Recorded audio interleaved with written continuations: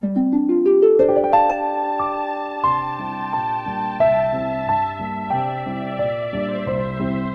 is Columbus, Indiana, a place you'll find the unexpected and the unforgettable. It's a small town with a big city attitude, and there's a lot to see and do here, from the arts to sports to stunning gardens and parks to the city's national treasure. Over 60 buildings and landscapes designed by some of the most noted and influential architects of the 20th century. There are 6 National Historic Landmarks of modern architecture here. 3 churches,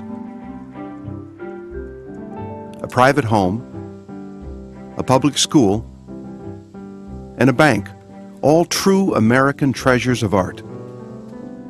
The city's internationally celebrated architecture also includes postmodern and contemporary design, spanning decades of growth in Columbus, where the goal in architecture is excellence.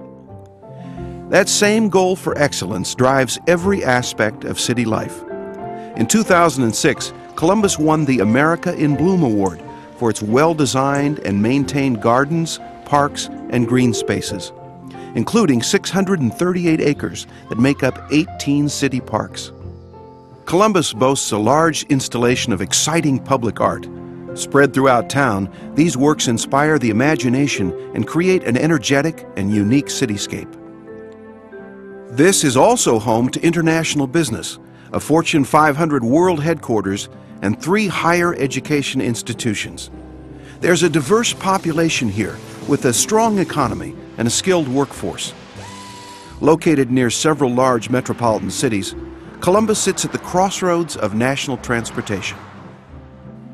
The story of how this city came to be home to a national treasure of modern and contemporary architecture reveals the power of this community's desire for excellence.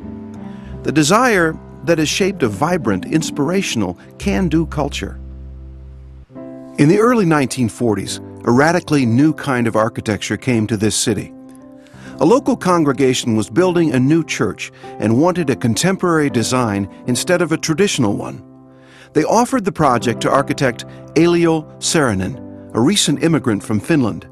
Saarinen initially declined the job in Columbus until one of the parishioners, J. Irwin Miller, asked for a chance to talk to him.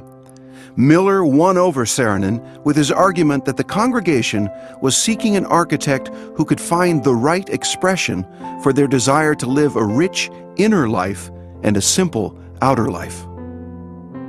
The first Christian church, completed in 1942, was the first contemporary building in Columbus and one of the first modern churches anywhere in America. It is the oldest of the 6 National Historic Landmarks in the city, and it's one of the most beloved buildings in Columbus.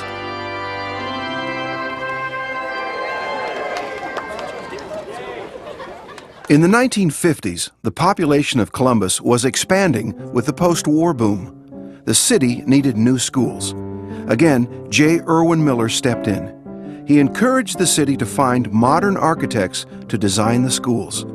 Exciting city architecture, he thought, would help Columbus be seen as a forward-thinking community, one that would attract businesses and top-level managers looking for opportunity. And hiring architects with ideas that required new construction methods and materials would help the city reach its goal, to build with quality. To finance the schools and afford the architects' fees, Miller proposed the creation of a public-private partnership for the first new school, the Lillian C. Schmidt Elementary. His plan was this. His company's foundation, the Cummins Engine Foundation, would donate the design fees if the school board would agree to choose an architect from a list prepared by the foundation. Costs for construction would come from the school corporation, and the school board would supervise the projects. After the first school was successfully built through that partnership, the school board asked if the Cummins Engine Foundation would contribute the design fees for other schools. They did. And what came to be known as the architecture program was born.